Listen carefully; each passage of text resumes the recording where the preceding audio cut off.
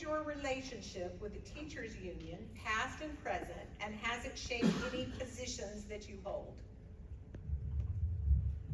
I'm not affiliated with the teachers union, so no. That's all I know to say about that. I'm not affiliated with the teachers union. Thank you. All right. I am no longer affiliated with the teachers union. I've never been a member of the teachers union here in Brevard.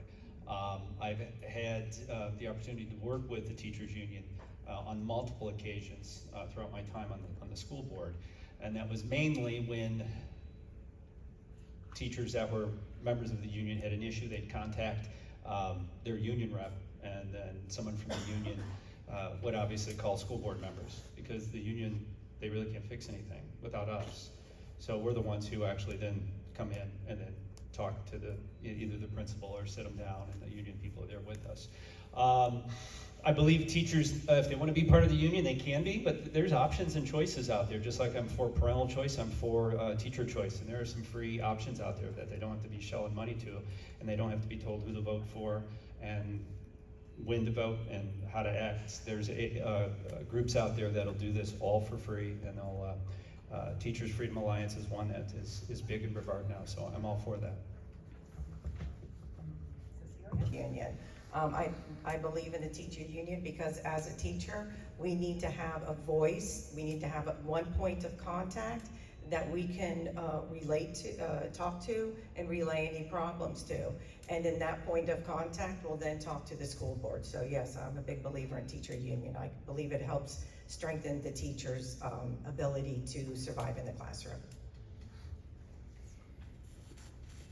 So I have not ever been part of a teachers union or any union, actually, in my employment.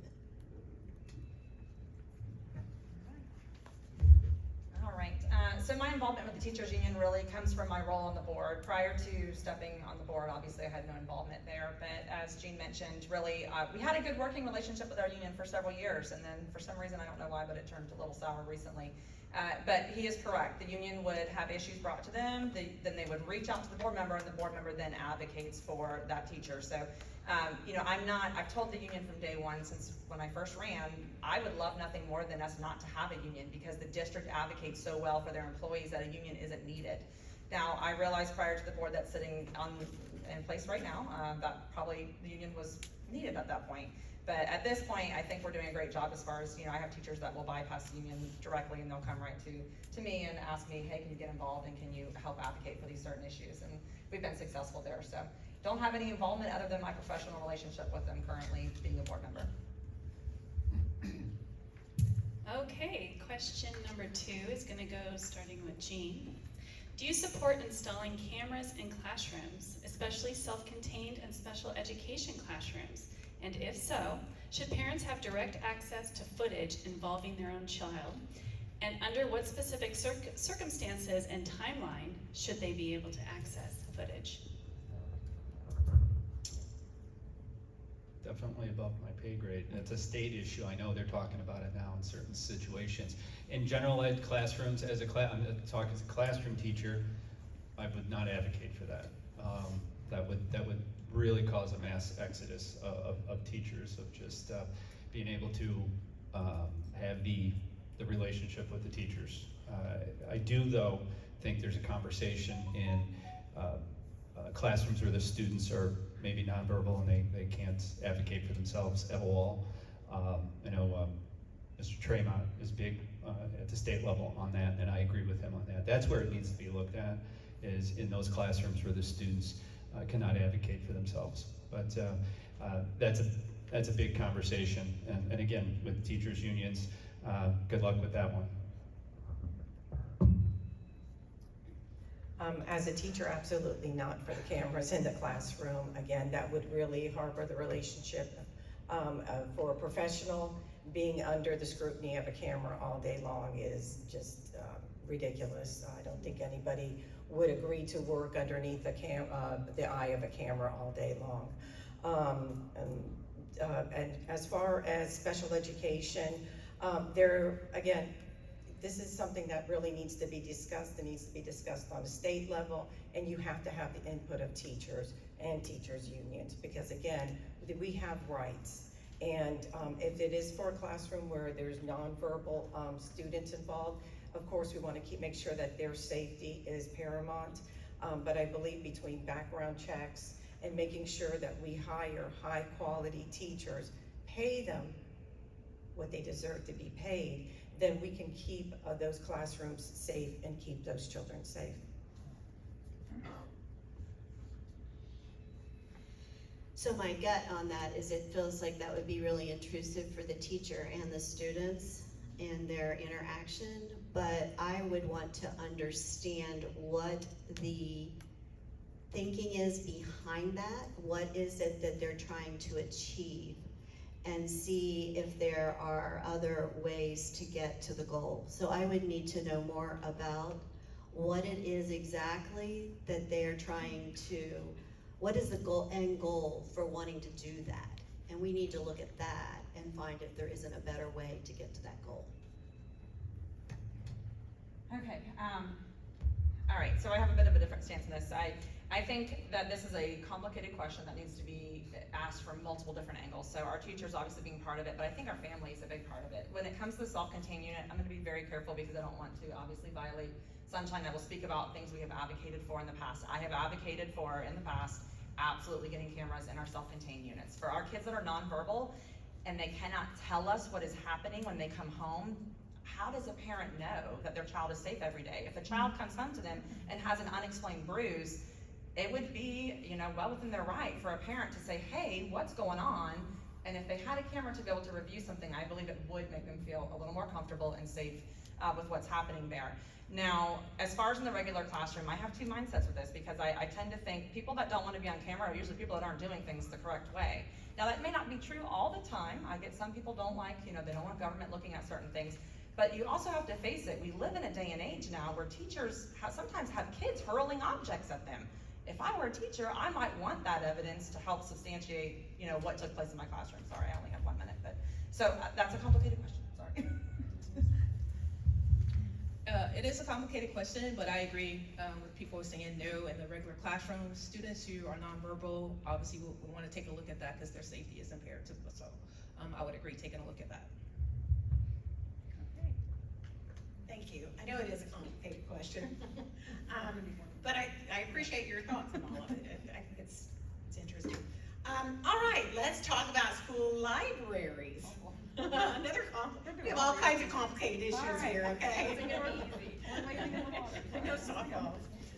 Okay, so school libraries have always included books with difficult themes, including abuse, pregnancy, relationships, and trauma.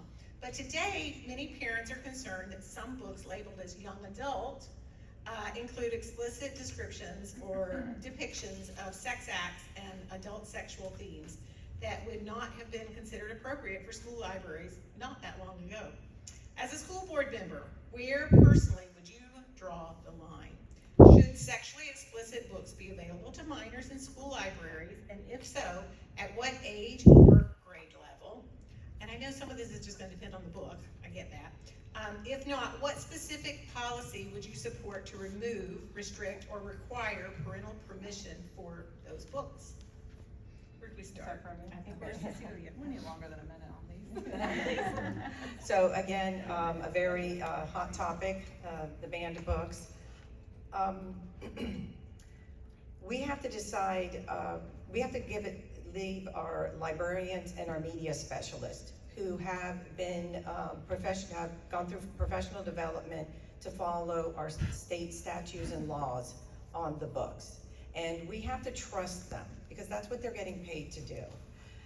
Now, as a parent, if I don't want my child to be exposed to certain books, then there should be an opt-out form.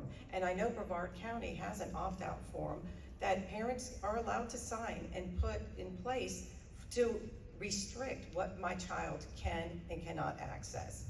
And again, I believe in high school, middle school, it depends on what the book is, what the author is, and what the content is. So again, it's a very hot topic. So I think that the literature offered in our libraries should be age appropriate. And so if there is sexually explicit material in there, I do not think it should be in the school library all the way through age 17, because they have to be 18 to see an R-rated movie. If it can't be read to the public, then it should not be accessible, easily accessible in the school library. They can get that in other places, but I think that as a parent, I would want to know that when my kids go in the school library, that that would not be easily accessible to them. So that's where I would draw the line, is the sexually explicit part. All right, well, I've been on the board doing a lot of these hot topics, and I will say I have read every one of the challenge books that have come before us, and I had to apologize to my own husband because some of the stuff that I was reading was so vulgar, it absolutely did not belong in my hands nor a child's hands. So I think the line really should be drawn. I would love to see our state be the first one to take like a rating system, much like if you wanted to buy a CD that had curse words. Guess what? You have to make sure that if it has explicit content, there's a label on it. Something to that nature that would help us be able to identify that this book maybe isn't safe in everyone's hands. To me, I have a kid that's going into those libraries, and I want to make sure that every book she picks up is safe for her to read. It's not going to expose her to things she's not ready to be exposed to, and that we're going to have hard conversations that maybe are inappropriate for her age and her development level. So if it couldn't be a movie in the school, it probably shouldn't be a book in the school. That's probably a pretty easy standard to kind of look by. Well, I've been out talking to people, parents. Our kids can barely read. So I think the bigger issue is, how are we going to focus on these kids reading? They're not reading. A lot of them are not reading on level. I'm hearing it from people in the street. So, and also in regards to that, obviously I agree with what Cecilia said. I mean, the librarians are in place to do their jobs. We have to trust them with that. But the bigger issue, really, if you think these kids in public schools, because you may raise your kid right, but there's somebody ain't raising their kid right. So that information is going to get to them. The best thing to do is, I have the 3 P's of parenting. What I focus on is, you have to provide for your kids, right? We have to protect our kids, and then we have to prepare our kids. You have to prepare them for the world they live in. You're not going to be living in a bubble. You're going to see stuff. If they have a cell phone, believe me, they already seen it. If they got friends in school, believe me, they already heard it. These kids, we got kids that are in trouble in middle school. They getting pregnant, having sex, and doing all kinds of things in middle school. It is happening right in our faces. And isn't it possible that they learned how to do that stuff in their current libraries? Yeah. That's the shame.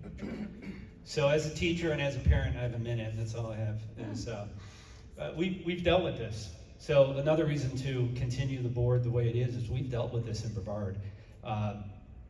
We're handling it. We've had very little since we put all the processes in place. As a classroom teacher, I have to have parental permission to show a movie over PG-13 and above.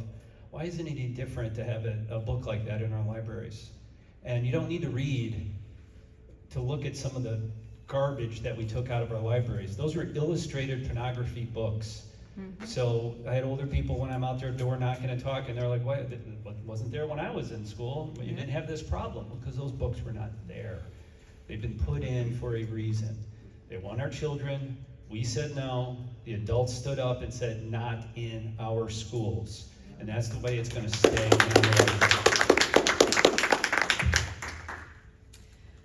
Let's hold off on the applause until the end, okay? Because that just slows it down. Although we are ahead of schedule, just so you know. We have more time to answer. Well, this question's it's a multifaceted question, so it's gonna take a little bit more time, okay? So do you want me to? So yeah, let's do that, because this is a longer question. Let's do the question first.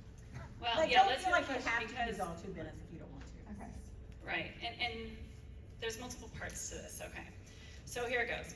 Florida has changed course in recent years on DEI, social emotional learning, gender identity in schools, biological males in girls' bathrooms and locker rooms, and biological males competing in girls' sports. Do you support Florida's current direction in each of these issues, or would you vote to return Brevard schools to the policies and practices that existed before these reforms? It keeps going. All right. Okay, please answer each one of these directly And if any policy you would reverse, tell us exactly what you would replace it with. We're gonna start with DEI, keep or reverse. Tammy, I think it goes to you. Oh, we're doing one at a time? Yes, I think so, right? Yes, okay. I support the current, what you said. DEI, Yeah. DEI policies that the state's put That, forward. yeah, that we should be moving away from that. I am for merit-based, look at things, not through DEI eyes. Merit-based. I support the state stance on this one, and obviously would keep it the same way that it is right now, so I agree. I think we should look at a person as a whole and look at are they qualified for this position, are they qualified for whatever it is we're asking them to do, not so much look at, okay, well, we have to meet a quota, we have so many boys in this, we need to put so many girls, or we have so many white people in this, we need to put so many black people in it. I don't think that that's fair. I think we should be merit-based, and everyone should earn their spot. Tara. And I think that's why representation matters, because being an African American, I can speak on this. We needed to reverse it. We need it back. It's so that we can have, when we talk about equality and fair representation, there are more white people than black people, if we just want to keep it in white and black. So obviously, if we're already at a disadvantage. So to keep the playing field equal, it would be great for us to have a reverse so that we can have a chance. I know as a black person, we have to work 10 times as harder as any white person, period. That's how it's always been. That's how it is. We move differently. And if you talk to anybody that's African American, they will tell you the same thing. They'll tell you, we have to work 10 times as hard, and that's how it's been. So that's how I feel about DEI in regards to reversing that, giving everybody an opportunity. Gene. So again, this was a hot topic in 2022, not quite as much anymore because the adults stood up and took charge again and said we're gonna base situations on merit, and we need to move off that. We saw the disastrous decisions that were made. That's why corporations are moving off of that, and universities are moving off of that. In Brevard, we removed and eliminated the DEI position at the district level, and we have not looked back. Again, if you have two people, you're going to interview and you're going to hire the best person for that. And there should not be anybody getting an advantage over another person. And we don't want to teach that lesson to our children. That's a horrible lesson to teach. So I would not want to put that burden on the youth. So keep the state. Cecilia. I would definitely reverse it.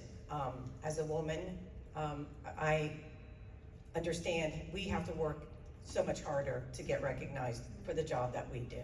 So I believe as a perspective that we need different perspectives and point of views on any type of board, wherever we go, because we all have our own experiences, and once we share those experiences with other people and we see somebody else's point of view, then we grow as a person, and we can grow as a community, and we grow as a country. All right, Florida's resiliency approach in place of broader SEL frameworks. Keep or reverse? Starting with you, Megan. Okay. I keep turning off, sorry. So SEL is social emotional learning. So I obviously would love to teach resiliency. We need to teach our kids how to get back up. And then when we start to cater to feelings, we start getting into the weeds of what is fair, what is not. And resiliency is what matters. Our kids need to know, hey, it's okay to make a mistake, get back up, let's try it again. When we start looking at coddling feelings, I feel like that's where we get into trouble, and everyone's a little different in that arena, so let's teach them how to carry on. Tara. What was the question? Sorry. Florida's resiliency approach in place of broader SEL frameworks. I'm not really understanding what the question is. Do you want to keep it the way it is, I'm or not really reverse it? familiar with- The social emotional learning. Are you not familiar with that, maybe? No, I'm not. Okay.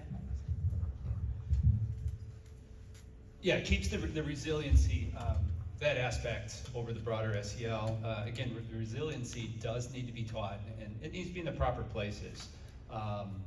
There's programs out there, and again, I guess I can't say a whole lot because we may vote on some things, and so I got to keep that away from Megan. But there are other districts who are teaching resiliency, say through PE classes, and because there's a lot of life lessons in PE. Coach T, you know this. And resiliency is a huge part of life. And we would love to teach it at school, and it's perfectly fine, because there's so many lessons we can teach through sports and through activities, but maybe not so much in our classrooms, where we give kids safe spaces and coddle. I think Megan used that word. I think that might be an old, outdated topic now, because after COVID, we kind of took over and said, no, we're not doing that. Resiliency is the new way to go. I love the SEL program. As a second grade teacher, it was amazing. And it really helped our students. You know, again, going back, we all come from different backgrounds. I was very blessed to spend time with my children, my two daughters, and I raised them.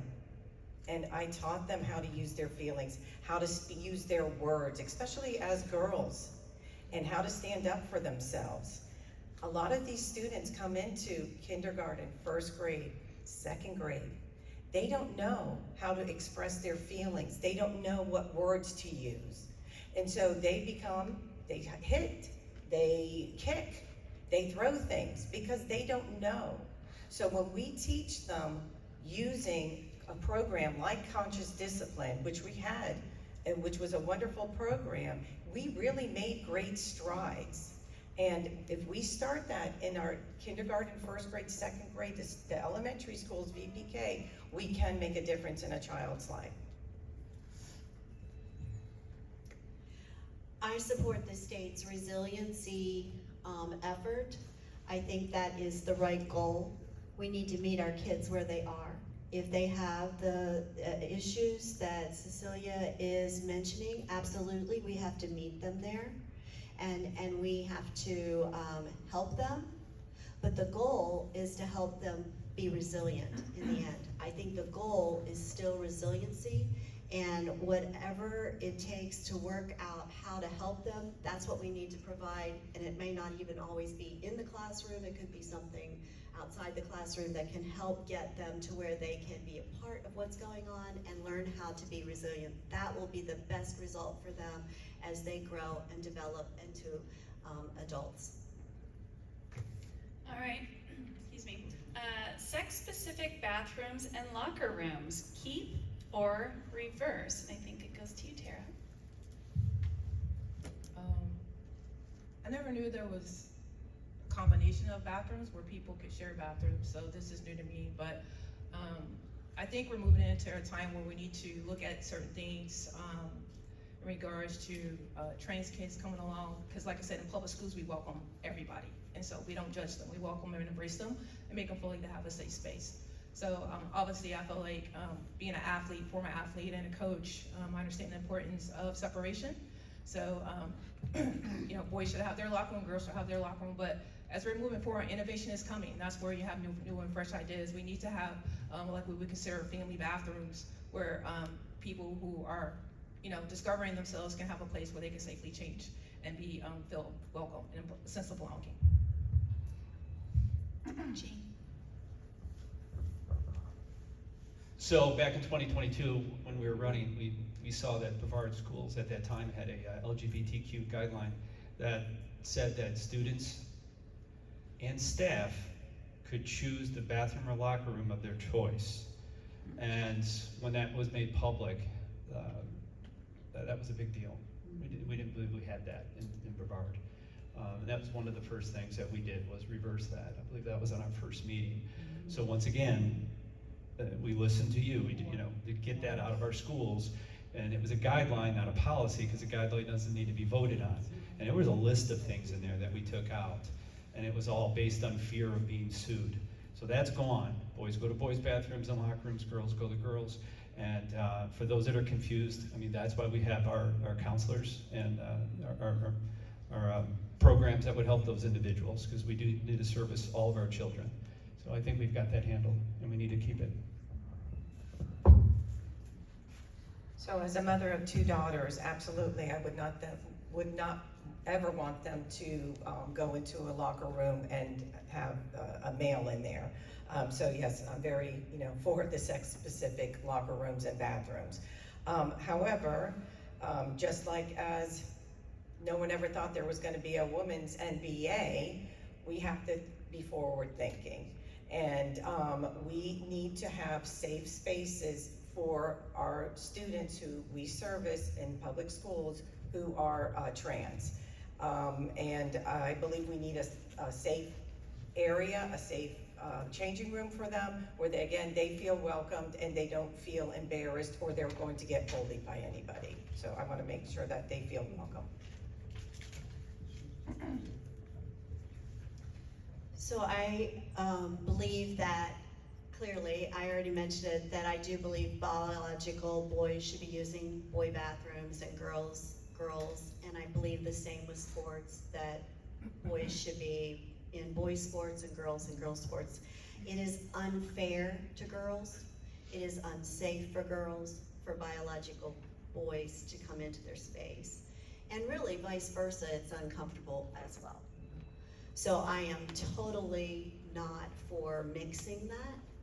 And when it comes to kids that are struggling with who they are, I think we need to come alongside them, find out, you know, like Gene mentioned, the counselors, the mental health people in our departments that can help walk with them and help them figure out what's going on. Why is it that they cannot accept the body that God gave them?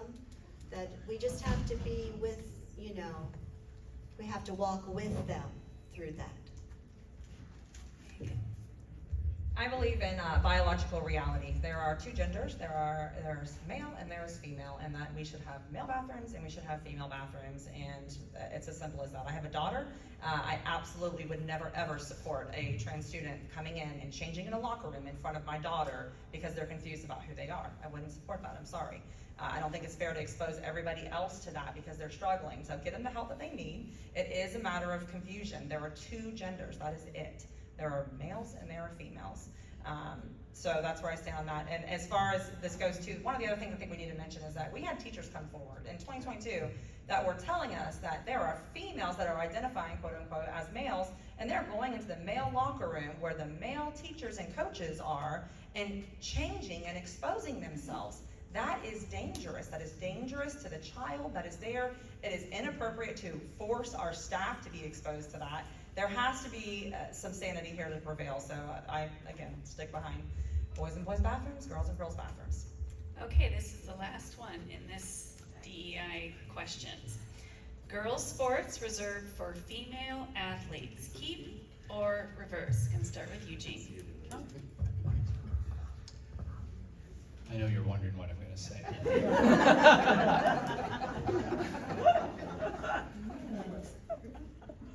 I have a 14-year-old daughter myself. I'll expound on that. And there's absolutely no way do I want to have, she runs track and swims, if I'm going to have a boy in that same sport or follow her into the locker room. Go back to the last question.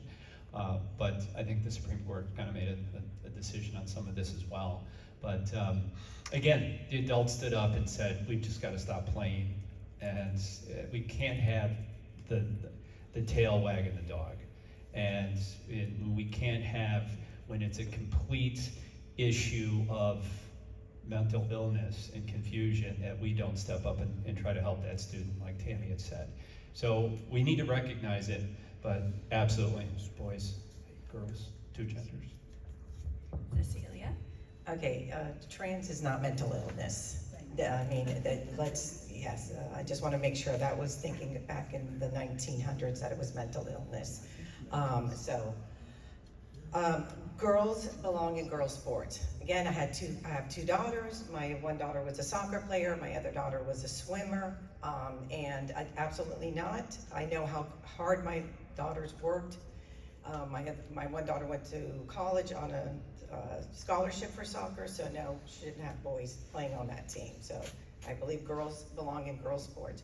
But again, thinking of the future, I'm not too sure. I don't have the data how many trans students we have in Brevard County, but maybe moving forward in the future, maybe we have to have teams with only trans students. I don't know. But again, we cannot not pretend that these people exist. They exist, they're part of our community, and they're part of our families, and we must stand with them at all times. Tammy.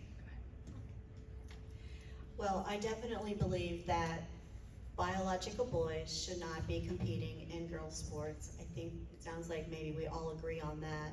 It is unfair to the girls. We have worked very hard for years, for girls' sports to develop and be popular, and then it's not safe for them, because that is a fact that boys are just physically made differently than girls. And so I think we have to protect that at all costs. Much like you, Gene, I'm sure everyone's dying to know what I'm saying. On this one, a biological reality, once again, no matter how many hormone suppressants you take, they still have more testosterone. A male has more testosterone than females. So obviously I would not support, men playing in women's sports or women playing in men's sports. I think they need to be separated. So I grew up playing in the park with the boys. I played basketball with the boys, and believe me, I gave them that word. Hey, listen, I was one of the first ones to choose to pick on their team, so I know what it's like to play with the boys. And it's right, there's a different type of strength. Men have a different type of strength, there's no doubt about it, right? But again, my thing is this, I think we all agree, we understand, I think it's clear that, girls should be in girls' sports and boys should be in boys' sports. And like Cecilia mentioned, what we're progressively moving into the future. There are girls that play football, tackle football. I know some of you know that, my sports people, there are some girls that play tackle football. So there is interest in that area, and I think we'll look at it a case-by-case situation if there's a girl that wants to play in a sport that's not typically hers. So that thing, I think we should keep them separate, obviously for safety and physical reasons, right? I definitely agree with that. But I don't think we have a closed mind moving forward to what's happening with our community and our society. All right, thank you. All right. Right after. Yes, let's clap. This is what's so beautiful of these forums is we do have different viewpoints. Every candidate up here has a different view, and that's why we're here tonight, is to see inside your minds and what you're thinking. And then we have to figure out, well, which one fits closer to what I think. All right, so we're gonna stop talking about those things, and we're gonna talk about handwriting now. Are you ready for that? Okay. Research shows that handwriting supports brain development, reading readiness, memory, and fine motor skills. Yet many students today are no longer taught cursive well enough to read or write it confidently. Do you believe cursive handwriting should be required in Brevard Public Elementary Schools? And what would you do as a school board member to ensure students are not losing this foundational skill? Where are we at? Me? Yeah, I think we're back. Are we at Cecilia? We're at Cecilia. Oh, we are? That's right, Gene Trent. Cecilia. I don't either. I did the DEI. It was girls' sports, right? Well, there was like 5 questions in that one. It's Cecilia. Cecilia, All right. go for it. So That's what's in that handwriting. as a second grade teacher, Yes. when my daughters were younger and they went to a Catholic school, in second grade, they learned cursive by writing the Psalms. And so that was part of their religion education, was writing Psalms in cursive. Nowadays, as a second grade teacher, I will tell you, we have very little time to teach cursive. We have a hard time, especially because our students are coming in not ready to read, not reading. We have a lot of time that we have to spend on phonics. We have a lot of time that we have to spend on comprehension, fluency. So, but with that being said, it is very important that our children move away from the screen time, pick up a pencil, and hit it to the paper, because that is what our students need. Our students already know how to use screens. We should eliminate more of the screen time and allow them to use their expression with pencil, paper, get that writing. And I agree with you. Learning cursive is very good for the brain. And I only write in cursive, so it's very hard for me not to write in cursive. But again, it's a state mandate now. Please fund it. Fund it with actual money. So not just another thing we have to do in a public classroom. I know it's hard. Okay, Tammy? Yes, I support teaching cursive writing. I agree 100% with Cecilia on less screen, more writing. All the studies that are coming out now are incredible about how important those are for just brain development. And the Surgeon General, Acting Surgeon General, just posted a study on screen time. And honestly, that's been in the back of my head that if I am so blessed to have the opportunity to serve you on the board, that I will be looking more specifically into the screen time and how much we are using screen versus writing. And I love that Cecilia is old-fashioned when it comes to how she's teaching. Thank you. So we can thank our legislature because they actually passed this, so thank you for doing that and taking that initiative. Monique, I see you over there, so I really appreciate you. I absolutely support this, and this is, I think, probably something that surprisingly we will all agree on. I think our children need to get away from the screen time. I think screens are not helpful for our kids. It exposes them to too many things, and I think good old-fashioned teaching in front of a student is the best way to reach that student. So I support the cursive initiative. I will be here for it. We will figure out a way to make it happen. And yeah, we're looking forward to making sure our kids have all the skills that they need to succeed. Yeah, I definitely too support it. Like I said, I work with dual enrolled students, and so there's several times when I had students, I need you to sign this, and they're like, sign? Yeah, I need you to sign. They don't know how to sign their name, so I've had students put an X. They honestly don't know how to sign. I think in regards when we talk about moving forward, we have to have some of the old school with the new school, right? Yes, we're moving into technology, but there's some things in life in regards to development that we just have to have in place as a foundation for learning, right? And this is one of those things that I definitely agree with. So again, for those of you that followed the board for the last few years, even in some of our workshops, we've talked about screen time. When we're out there visiting schools, nothing boiled my blood more than seeing kindergartners with headphones and sitting in front of screens. And that's been a discussion now for a few years. So we're on it, and now it's catching up. The studies are coming out, and it's a pendulum. We thought that electronics was going to be the end all, and we have to put them all on it. We did the same thing with cell phones, probably come up later. But that was a great thing, and now we're back to not needing it. But I can't wait till these kids are learning. It's an art, that writing in cursive is an art. And I don't think it was by accident that it was taken out of our schools. Our founding documents were written in cursive. And it's something that we need to bring back, so I'm all for it. Now we can clap. This one we'll start with Tammy. In June, Texas became the first state to mandate children's Bible stories and verses to be a part of the social studies curriculum for K through 12 schools. Texas and Louisiana also require the 10 Commandments to be displayed in classrooms. Supporters, including Attorney General Ken Paxton, argue they are part of Americans' historical and legal heritage, and that displaying them is consistent with the Supreme Court's recent history and tradition approach to religious issues.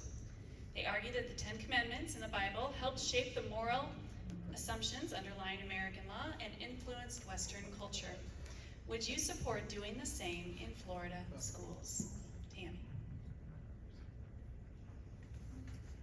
Well, I haven't studied that fully. I do believe that we have to be very forthright with the truth. And the truth is that the Bible is one of the long-standing books. And there is a lot of God principles that are part of our founding fathers. And when that is part of what they're learning, they should know that. They should know that. Do I think we should have religion class in our public schools? No, I'm not looking for that. But we absolutely need to be honest with the founding principles that we have and those values that have undergirded us and why we have what we have today.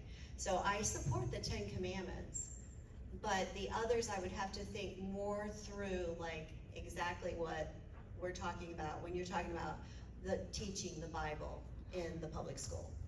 But I definitely feel like any of those values that that are part of our history should be taught right alongside of it. The Constitution, the Bill of Rights, it's all very super important. And God is the foundation of many of that. We need to be able to say it.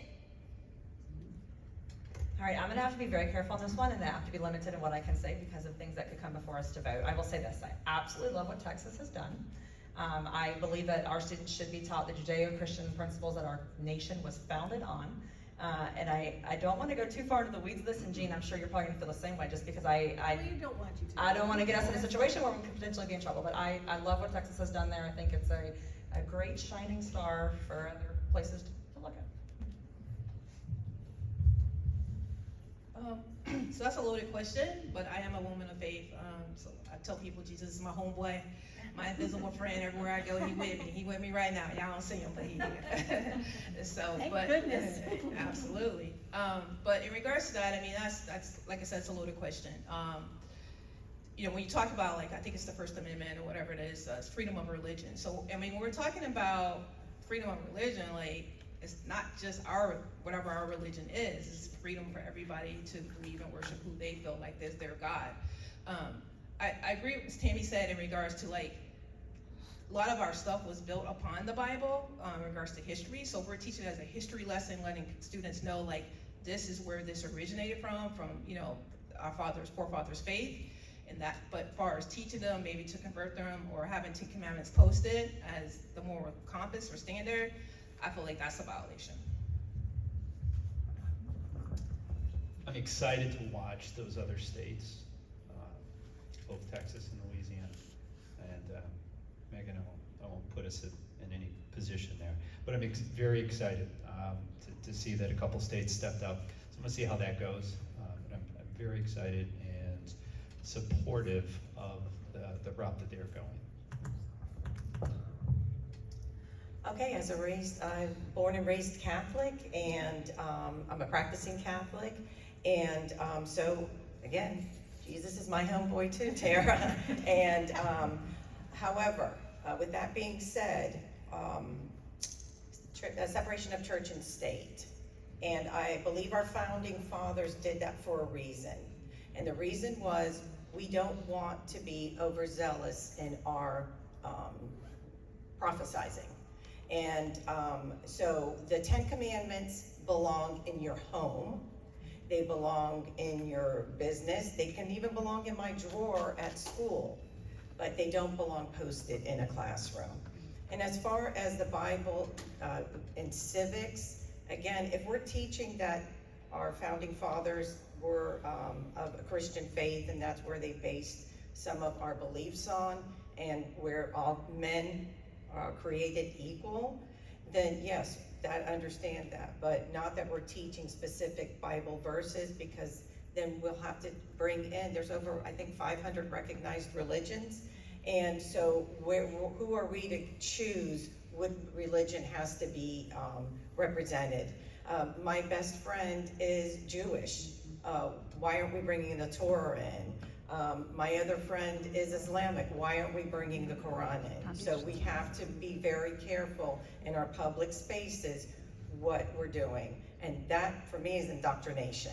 So, thank you. Thank you. Okay, one big hand for everybody. All right, hold on to your hats. We just did the 250th anniversary of America, so let's talk about history. Many parents believe schools should teach America's history honestly, including aspects like slavery, segregation, civil rights, but should not teach students that America is inherently racist or oppressive, that our founding principles are invalid, or that children bear guilt, privilege, or victimhood based on race, sex, or identity. So, the question is, as a school board member, do you support a clear district policy requiring balanced, age-appropriate, and historically accurate instruction that honors America's founding principles while teaching its failures truthfully, and that prohibits curriculum, training, or classroom materials from promoting collective guilt, racial stereotyping, or the idea that America is fundamentally irredeemable? I know that is quite a mouthful, okay? But just tell us some of your basic feelings about that. there was a lot packed into that, but, if you could just kind of share with us some of your feelings about some of those aspects. Megan. We are to Megan. No, I believe that the history should be taught. I don't think that we should exclude the ugly parts of history because it makes everybody uncomfortable, but I also don't think that we should look at this and say, oh, you know, our country is inherently racist. I don't think that that's a fair thing to do, or to say one gender, one race is less than another, or they have a harder go at things. I don't think that's fair to do either. And I think we live in the land of opportunity. We have equal opportunities. We don't have equal outcomes, and a lot of that has to do with what we put forward, what effort we put forward. So I think you know, obviously teaching the principles that our country was founded on is imperative. We have to teach that. We have to teach all parts of it. I don't think we should exclude parts of it, but it should be age appropriate, because there are some lessons that I don't necessarily think a second grader is ready to hear, but that they do need to learn that in time through the public education. So my take on it is, my mom was the first to integrate her schools. We're from the South in Georgia, and she was one of the first. My great-great-great-grandmother, my great-great-great-grandmother was a slave. So that hits real in my family, so I know about that. The reason I'm light-skinned is because one of our slave owners obviously had his way. So a lot of our family is light-skinned because of that. So in regards to understanding history, when I was growing in school, I didn't learn about my history. I learned about slavery, but I didn't learn about Black history. So I'm learning that now. Since COVID, I've been visiting African American museums, learning about not just us being slaves, but our plight as Black people, because we've done some great things. We're more than slaves. And so I think if we want to shine light, again, on stuff that we've done in regards to inventions and stuff that was taken from us, and white people put their name on it, saying that they did it, that stuff really happened, right? And we don't get the credit for it. And that's why the negative narrative in regards to African Americans in our community is so bad. And I want to change that negative narrative. That's why I say representation matters. That's why I'm sitting here today, because representation matters. That's why I'm sitting here today, because my mom, when she was walking to school, she was her and her best friend. It's the first day of school. And they were going to go to the white school. And her best friend got to the railroad tracks and said she can't do it. And she left my mom standing there. My mom had to go, and she went. She went for us. And she took it, and she got bad grades because teachers didn't like her. They didn't want her there. They had to have a group of 7. They had to treat her. They stood on her every day for lunch, for support group. She could tell you, she's sitting right here. I'm not lying to you. My mom was one of the ones that had the black and the white fountains. My mom would drink out of the white fountain because she wanted to know what was so different. The water was just colder than the black fountain. So that is a lived experience for us, right? That's something that I'm standing on the shoulders of my people. So it's real, and it's more history than us just being slaves. We put our blood, sweat, and tears into this country. Thank you.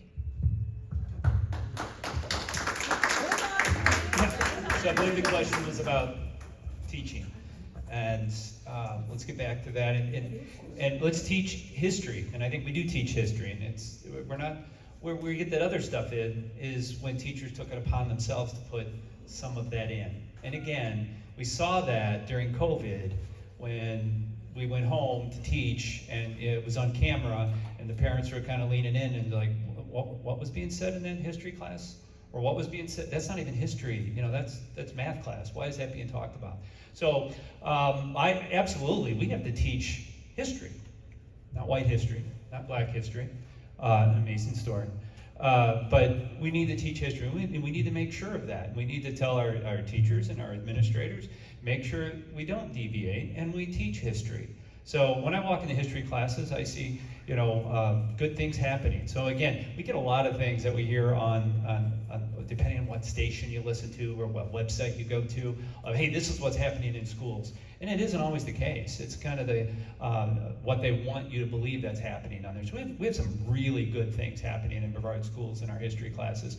Our history teachers are amazing, and they teach history. But we shouldn't shy away from anything, and we shouldn't make any child feel less of an American because of what color they are or where they came from. We need to teach the good and the bad, and the good's always going to overcome here in the United States. So I think the future's bright for all of us. Thanks. So earlier this year, I was at a breakfast with a Professor Patterson from FIT, and he is a history teacher over at FIT, and he told a great story that one evening he picked up his cat, and it was raining outside, and he tried to throw his cat outside in the rain, and the cat turned around and scratched him. He had a horrible cut on his arm, and it ended up scarring. And now he looks at that scar, and it always reminds him he's never gonna throw that cat out again. And that's what our history is. It's there, it's a scar. And it doesn't mean we have to shy away from it. We don't have to be embarrassed about it. All we have to do is acknowledge it, talk about it, teach it. Let our students know we're human. We made mistakes in the past, but that's okay. We are moving forward. We're not gonna look at those mistakes, and those mistakes are not going to tell us who we are today, but what we can be tomorrow. So absolutely, let's keep our history. And again, everything has to be age appropriate. And sitting in my classroom during social studies and talking to my little second graders about, you know, some parts of segregation, they were like, what? We couldn't be sitting in the classroom together if we were white and black? They just find that so wrong. And that's what's the beauty of it, because we've moved forward with this. So first, I just want to say I listened very carefully to the question, and my answer is yes to the question. How I feel about history is I feel like we do need to study it with the good, bad, and the ugly, but we don't throw the baby out with the bathwater. So the most important thing is that we learn from our mistakes, and we have pride in the good that we did do. Our founding fathers came together and did something that had never been done before, to give us equal opportunity, to give us the pursuit of happiness. And as we look at the flaws and learn what they are, where we've moved past them, praise God, we don't have that today, right? I mean, we don't. And so that we keep learning from our mistakes and moving forward, but we don't not celebrate the good, the good. This is a great nation, and I will stand every day to advocate for we are a good nation, and we want to do the right thing, and we need to give that to our kids and bring them alongside to help continue to make it better. And so that's what I would like to see. As we teach history, we teach it all, but we stay focused on the good and move forward with the principles that we were given in the very beginning. And that's what I would like to see.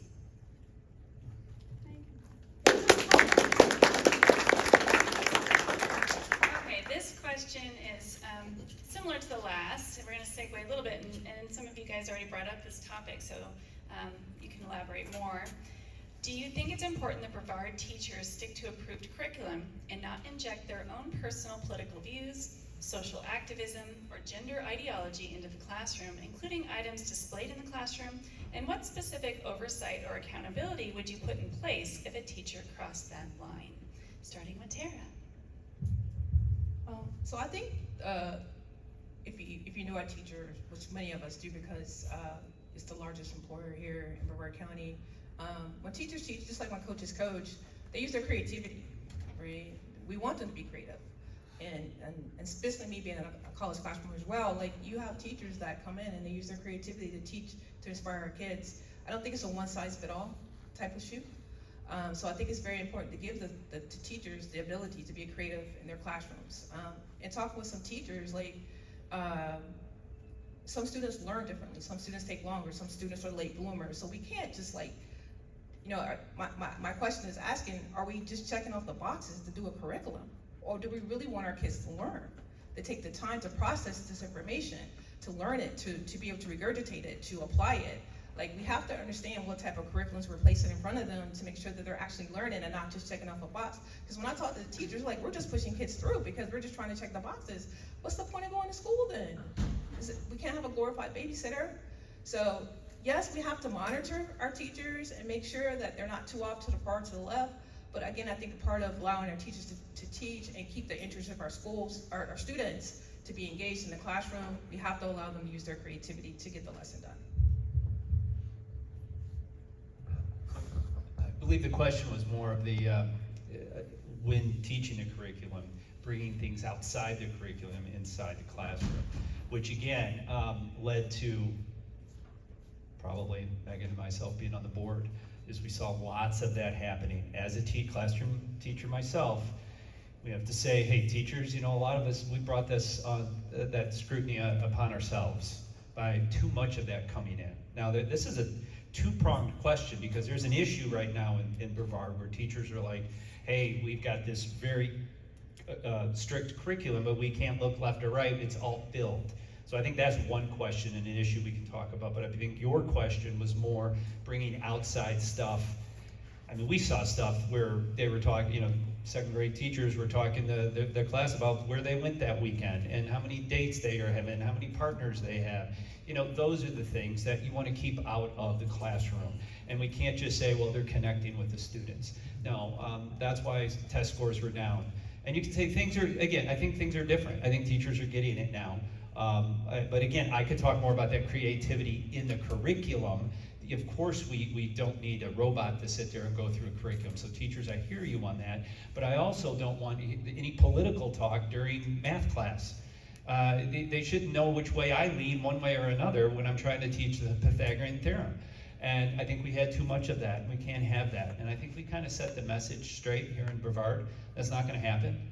So I don't think we need a policy to say, keep that stuff out, just teach. You can look at our test scores and see that teachers are teaching, and that's what's nice here. We don't have a failing district. We have an exciting district that's an A district now for the third year, and we're increasing in every category. So I think we got the message here in Brevard. I don't know, my 19 years in the classroom, I've never, like I said, I'm a professional. I do my job. And 99% of the teachers do their job. Their job is to teach their children, build relationships with these children, because if you don't have a relationship with these kids, they're not going to learn from you. And we know that building up relationships are very important in the classroom.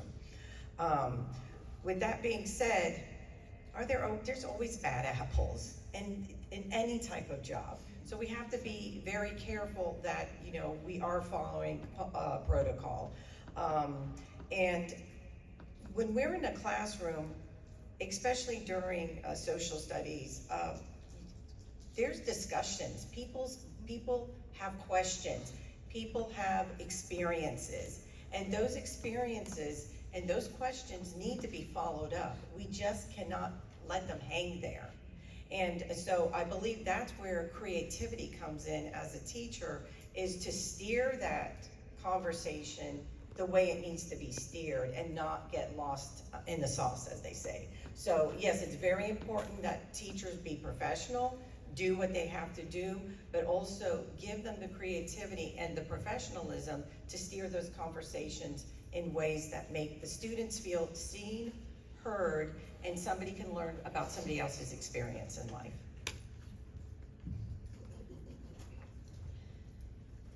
So, I just blanked out. What was the question? Regarding teachers sticking to approved curriculum versus yes. injecting their Yes, personal I was political views. really listening to Cecilia, and I'm like, oh. So actually, what I want to say is, I think the intent of the question is, my answer would be in support of no, I don't want those other ideologies brought into the classroom, different people's social viewpoints. I do believe that if we're talking about creativity around the curriculum, what they are teaching, of course they need some latitude. Every student learns a little differently. I would certainly want that. I did want that when I was working with children.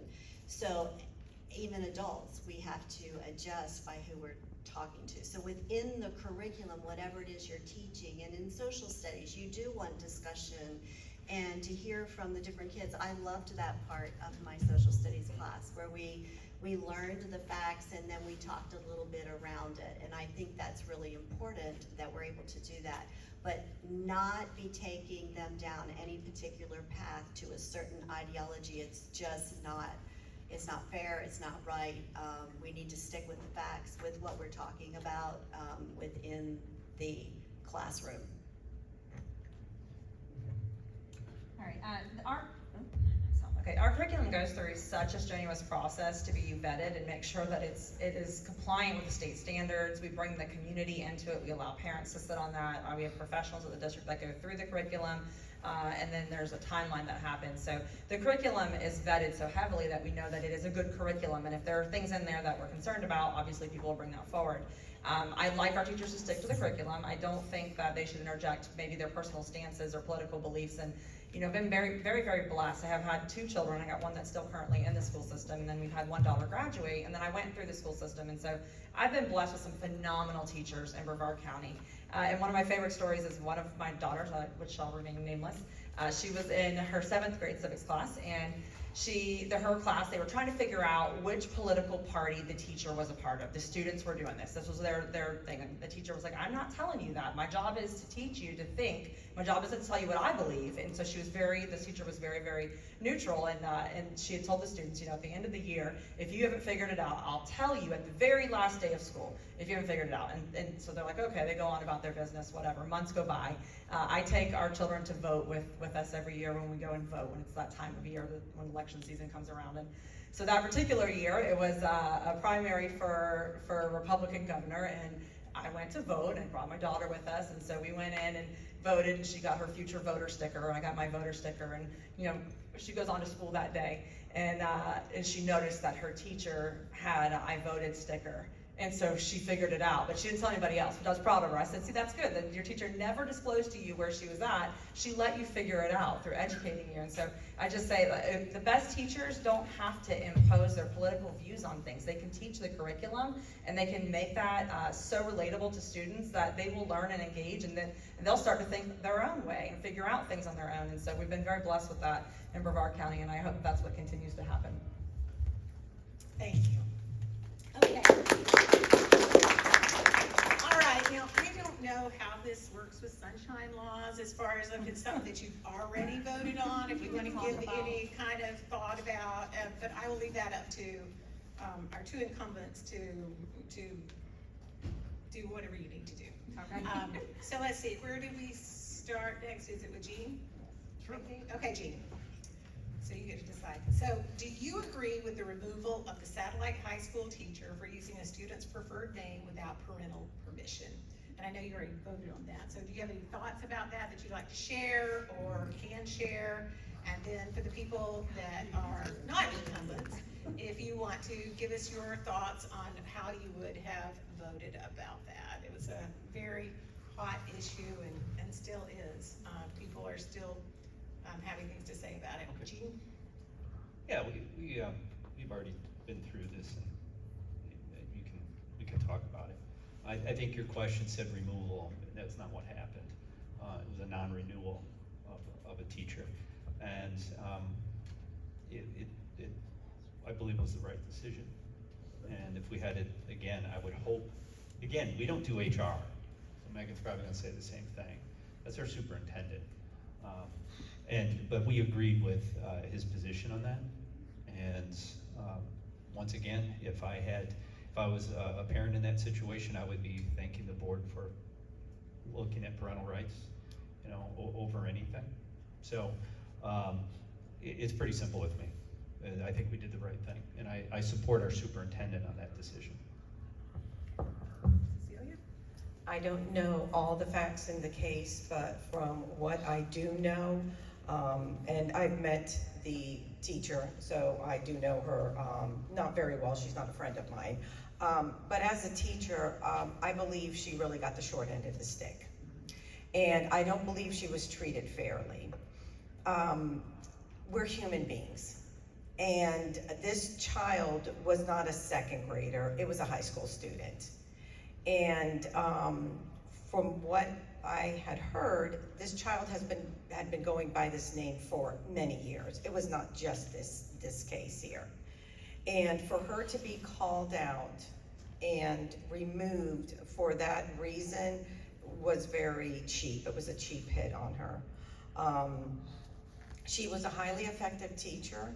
She was well respected by her students, well respected by the parents. And every board meeting, there was always a big show of support for her. So that spoke volumes. So I do not agree with what our superintendent did, and I would always err on the side of caution and make sure that this teacher really had an opportunity, because she did apologize. She did stop calling that student by that name and started using the name that the parents wanted. And so I just really thought that it was a political trick. And I know this is a sensitive issue, and I know we're not all gonna agree about this, and so let's just be respectful of the person that's talking and get their views on it, and then you take that into your little hearts and decide how you think about it. Okay, Tammy? Well, I do believe when I heard about it that I just felt like it was heartbreaking for everybody involved. I don't know all the details. I didn't sit on the board. But given that we do have a policy law in place that they are not to call a child by a name not without permission of the parent, I do think that it was the right decision, because she did not contact the parent. And I feel like I have to stand with parent on that, because if I were the parent, I would want to know if my child was starting to think differently, and if it had been going on and I just didn't know about it, I would wanted someone to tell me. And so I am going to stand with the parent rights to know what's going on here and say I agree with the decision with what I know. Thank you. So as Gene mentioned, so it's not the board's responsibility to necessarily investigate something, but I think that this whole entire story got spun in the media as a nickname. That's not what this was. I mean, if you can make it look as nice as you can, nickname, it was a misgendered student. And the reality of the matter is, when you have an employee who says, I knew the law, I've been trained on the law, I chose not to follow the law, I don't know what you're supposed to do from an employer's perspective to say, I mean, to me, that seems extremely fair to say, well, then you don't have a position here. I have run a business with hundreds of employees, and if I had an employee that I sat down and I trained him and I said, this is what you must do, this is how it has to be done, there are laws that follow this, and they just said, no, not gonna do it. What are you supposed to do? So obviously the board has voted on this. We made a decision on it, and you know, I know that was a hard decision. And Cecilia, you're right. There were a lot of paid out-of-town protesters that came to our board meeting from Sarasota and the other side of the state. We dealt with that for months on end. I'm very familiar with where they were from and the organization they were part of, but that's not reflective of the entire community. Because for all those people that were in that room, I can't tell you how many other parents that reached out that said, hey, we're glad that you're standing up for parental rights right now, because I would want to know if that was happening in my child's school against my will. So that's where I stand on it. Again, I'm not privy to all the details in it, so I can't really talk in detail, but I can talk on the surface level. Well, one is it's very important. We know our kids. Like if you're an engaged parent, you know your kids. You know what they're doing. You should, well, hopefully, you do. You know what they're doing, how they're acting, how they're moving.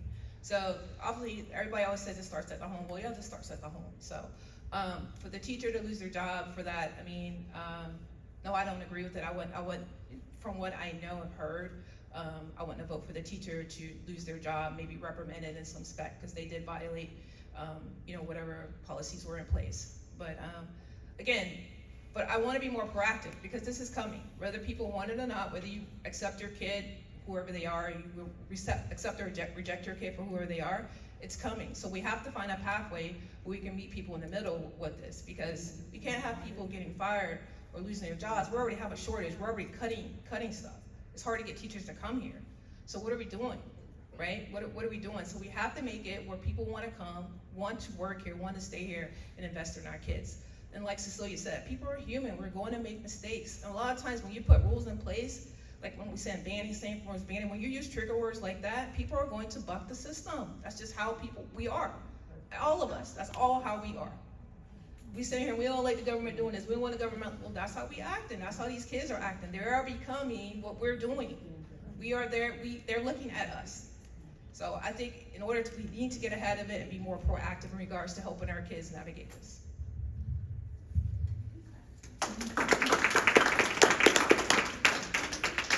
Okay, we're moving on. Is this stuff working?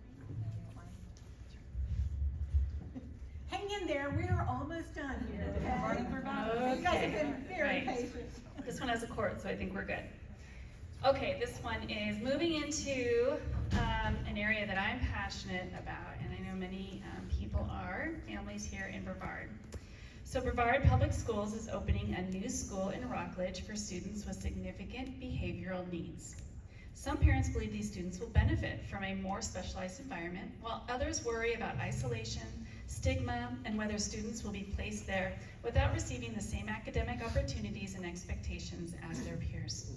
Do you support this model, and how would you ensure that the school provides more than just separation? What specific standards would you demand for curriculum, teacher quality, student support, reintegration when appropriate, and measurable academic outcomes? Starting with Cecilia. Ooh, that was a mouthful. Yeah.